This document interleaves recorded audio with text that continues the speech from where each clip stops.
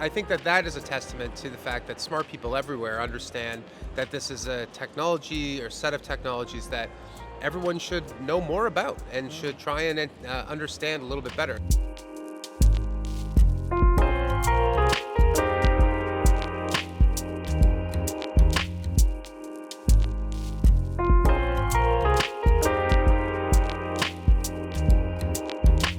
Hey everyone, Flo here with Blockchain North. I'm here in Montreal at Zoo, beautiful venue if you could only see it. I'm here with Alex Tapscott on his book launch tour, Web3. Alex, welcome. Thanks for having me. Great to see you. Yeah, exactly. We've seen each other a few times this Yes. year. So, how is the book tour going, first of all? How is the book being received and how is the concept of Web3 being received? Well, so far the tour's gone really well. We're on city number 6 of a 13-city tour. We've been to LA, San Francisco, New York, Miami, Toronto, and now Montreal. The book debuted at number 5 on the Wall Street Journal Business Bestseller list and number 8 for all nonfiction books in Canada. So clearly it's resonating with a broad audience, and that's quite obvious too from the tour. So far so good. How does it compare with Blockchain Revolution? Similar, I would say. In fact, this tour is arguably more ambitious. We're doing 13 cities on this tour. I think we only did 10 for Blockchain Revolution. And the crowds are, similar in makeup.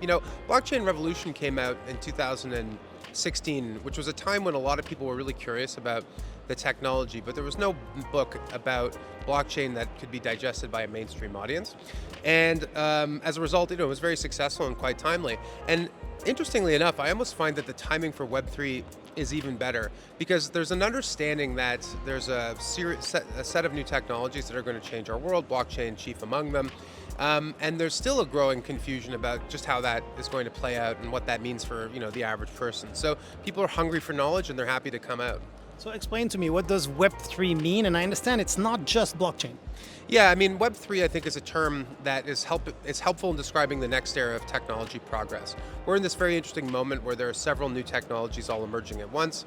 Blockchains, which automate transactions and business processes between individuals, peer-to-peer. AI, which is, the brain of the next era of computing, reimagining what people can do with this technology. IoT, connected devices that will not only, monitor our health levels or drive us around, but they'll be able to do transactions and maybe even think for themselves. And then extended reality, which I think is going to take our two-dimensional web and make it 3D. And I'm trying to tell people that these technologies are not separate things; they're related to each other. In the same way that the term internet went from describing one set of technologies to describing kind of everything. I think the same thing is kind of true now, and I think that's going to be clearer over time. So I'm trying to help people sort of guide themselves on their journey. So you've talked to some really impressive people and they're giving you some pretty impressive testimonials at the very beginning of the book. So what has been your interaction with the tech space and perhaps people that aren't necessarily blockchain native? Let's say I would consider you to be blockchain native. And how has their input helped you shape your book? Well, the book is based on my own personal experience in the industry, doing lots of different things. As a researcher, as an investor, as someone who's been involved early in some interesting startups. But it's also based on over 50 interviews that I did with some of the leading people in this industry. And they say if you're the smartest person in the room, that you should find a new room. Fortunately, I have never needed to change rooms because every room I find myself in Web3, I'm just absolutely struck by the level of intelligence and sincerity and ambition and drive that people bring to this space. It's really quite inspiring. And when I was asking prominent people to read the book and consider an endorsement, I was I wouldn't say surprised, but I was very pleased with how broad the types of people were who came out and said something nice about the book. And I think that that is a testament to the fact that smart people everywhere understand that this is a technology or set of technologies that everyone should know more about and should try and understand a little bit better. So whether that's Larry Summers, the former Treasury Secretary, or Dan Schulman, the CEO of PayPal, or people within government who are also have endorsed the book, I think that's something that I hope, if nothing else, is surprising to people. Like it's eye-opening to them, and that they understand that there's broad understanding that this is something they should be paying attention to. I love that expression about being the smartest person in the room, and if you are, you should go into another room. Yeah. But realistically, you often end up being the smartest person in the room, at least as it pertains to Web3 and blockchain. Today may have been an example. So in that case, how is that dynamic? How do people react to these concepts, which you go through quite eloquently and quite quickly, frankly? But for many people, they may sort of, skip a beat in a lot of the things you say and just, miss the broader context of what you're trying to explain. Well, I hope that's not what happened today. I mean, when you're giving a talk, you want to make sure that the most knowledgeable person and the least knowledgeable person feels like they can be brought along for the ride. Yeah. You want the most knowledgeable person to say, you know what, I heard some things today that made me think differently about what I thought I knew, or that helped expand my thinking a little bit, even though I'm already very knowledgeable. And then you want the person who's new to say, wow, I understood that. Like, I really followed along, and I'm really pleased with like that I came here because this is something that was very useful. I'm not a great thinker. I've always tried to be a good explainer, and that's something that people have typically said about these talks, is that they come away from it with a deeper understanding of this stuff, and maybe they don't catch it all because it's a lot of content put into 45 minutes, but they grasp the fundamental truth of the presentation, and that's, if I can do that, then I think I've done a decent job. Yeah, and you cover a lot of ground, of course, in that presentation. You talk about things like gaming, you talk about finance, you talk about content and the arts. So obviously, everybody's able to latch on to at least a piece of something, and I guess come away with some kind of learning. Can you share one nugget from the book that you think is particularly, telling about the thesis that you're presenting, and that hopefully will make people want to buy the book? Well, the book is called Web3, Charting the Internet's Next Economic and Cultural Frontier. And the choice of the word frontier is really important to me. Some frontiers require superhuman strength or vast amounts of capital, whether it's, venturing to the moon or to the top of Mount Everest. And all frontiers present their fair share of risks and rewards.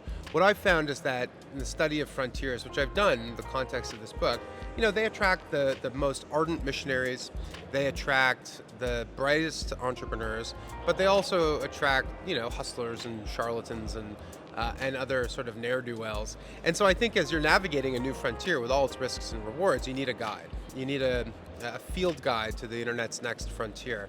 And I hope that this book is useful and helps people to navigate and fulfill their objectives. Why do you believe now is the right time for people to read this book and to learn about Web3 specifically? Well, for the early days of a technology, there's a lot of investment that's happening in it, and there's not always the most economic output. And oftentimes when a new technology comes along, it's actually inferior to the thing that came before, at least for the established markets and established use cases. And I think that has been true for so many technologies, whether it's virtual and extended reality, or blockchains and digital assets, or AI for that matter. But what strikes me about our current moment is that all of these technologies seem to be hitting an inflection point at right around the same time. From the outside looking in, these new technologies can look like overnight success stories, but the reality is they're typically many, many decades in the making. I mean, blockchain, if anything, is the youngest of these technologies, right? I mean, we've had, fits and starts when it comes to extended reality or AI for decades, since the 1960s and 70s. And I just find it so interesting that 4 technologies, each of which could be as disruptive as anything that's come before, are emerging at the exact same moment. And so I think now's the time for people to understand that.